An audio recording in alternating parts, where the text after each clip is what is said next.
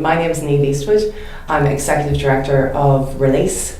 Release is the National Centre of Expertise on Drugs and Drug Law, and we undertake research into the relationship between drugs policing and stop and search. And the reason that it's an issue for us is it's about the intersection between drugs policing and policy and stop and search. So we carried out research earlier this year which showed that actually it's the policing of drugs, and when we talk about that we're talking about low-level street possession offences such as possession of cannabis, that's driving the racial disparity that exists at stop and search. Essentially our drug laws allow for the mass searching of citizens within this country.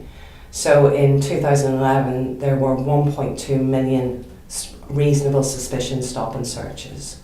Of that, 50 to 60% were for drugs. So we see the whole issue of stop and search very much tied up in drug policy, and we're really passionate about civil rights, civil liberties, and ensuring that the state is held to account. I was approached by StopWatch, by some of the coordinating members, to join because we had said that we were going to undertake this research into the issue of stop and search and drugs policing. So really it was kind of that work that we were doing that led to our involvement in it.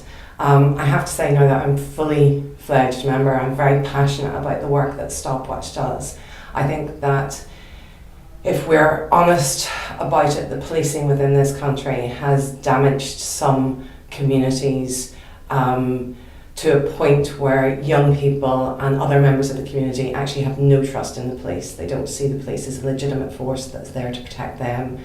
And that creates a number of problems, not least for young people who, if they are victims of or witnesses to crime, feel that they can't approach the police, that they're not there to protect them. So I see the issue of stop and search and the way that the police are policing certain communities as one of the most damaging aspects of policing in this country. There's two main goals, I would say. Obviously the strapline is for fair and effective policing. So what I would like to see is a significant reduction in the use of stop and search, that it is only used where it is necessary and proportionate to do so, and that we end the racial disparity that exists within stop and search. So it's important that the police conduct themselves in a way that is respectful of people that they are using this power against, but also that they use it in a way that is distributive, so that people from all communities are treated the same.